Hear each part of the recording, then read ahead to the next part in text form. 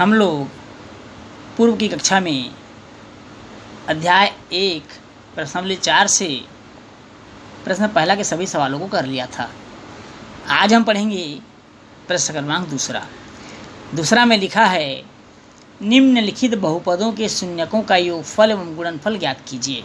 तो जब बहुपद दिया हो तो इसके शून्यकों का योगफल और गुणनफल कैसे ज्ञात करेंगे, इस पर चर्चा कर चुके हैं। आज हम इस सवाल को हल करते हैं।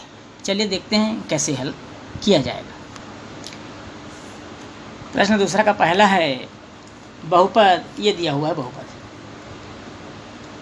बहुपद बहुत ध्यान समझिएगा, बहुत सरल है। बहुपद x² + 10x + 24 की तुलना, इसकी तुलना हम व्यापक समीकरण जो पढ़े थे की तुलना व्यापक समीकरण हमारा क्या था? हमारा व्यापक समीकरण था ax² + bx + c से करने पर, इससे हम तुलना करेंगे।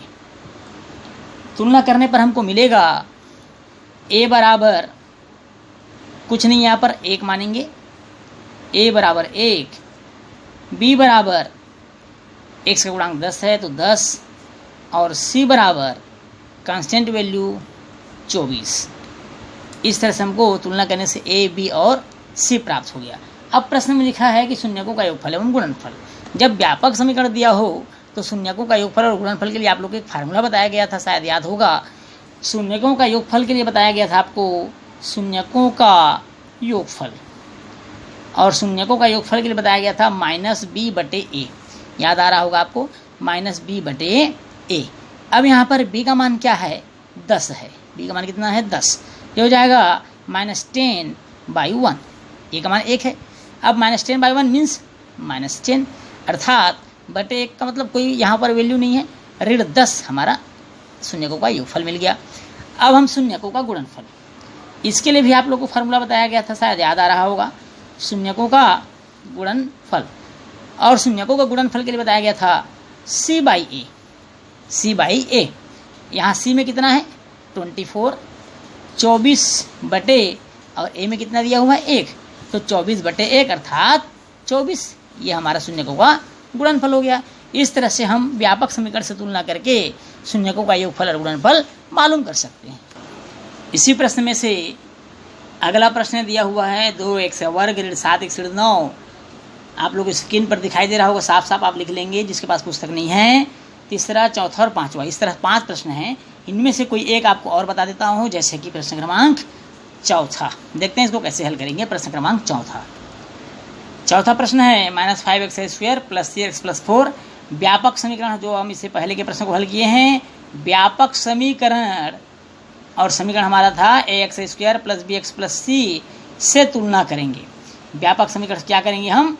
तुलना करने पर, जब हम तुलना करेंगे तो हमको मिलेगा a बराबर ऋण 5, b बराबर 3 और c बराबर 4।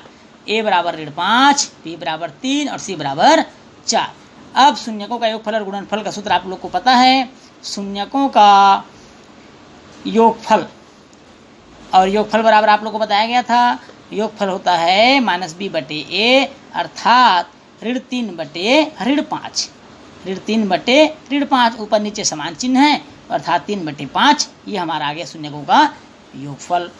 शून्यकों का गुणनफल, अब शून्यकों का गुणनफल का सूत्र भी आप लोग को बताया गया है c/a।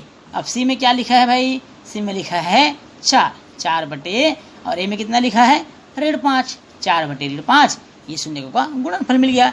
ये बहुत सरल प्रश्न है। इस तरह से आप सभी प्रश्नों को हल कर सकते हैं, समझ सकते हैं, बना सकते हैं। फिर भी अगर किसी प्रकार कोई डाउट हो तो आप पूछ सकते हैं। तो आज का होमवर्क लिख लीजिए आप लोग। तो आपका होमवर्क है प्रश्नावली 4 पेज नंबर 27 से प्रश्न दूसरा, तीसरा, पांचवा को आपको हल करना है। और अब इस सप्ताह आपको टेस्ट देना पड़ेगा। आपका टेस्ट होगा मंडे को अध्याय 1 का, क्योंकि अध्याय 1 हमारा समाप्त हो गया है। इस अध्याय 1 का 27 अप्रैल 2020 मंडे को टेस्ट लिया जाएगा। आप टेस्ट की तैयारी करके आएंगे मंडे को। तो आज की क्लास में बस इतना ही। धन्यवाद और टेस्ट के लिए बेस्ट ऑफ लक।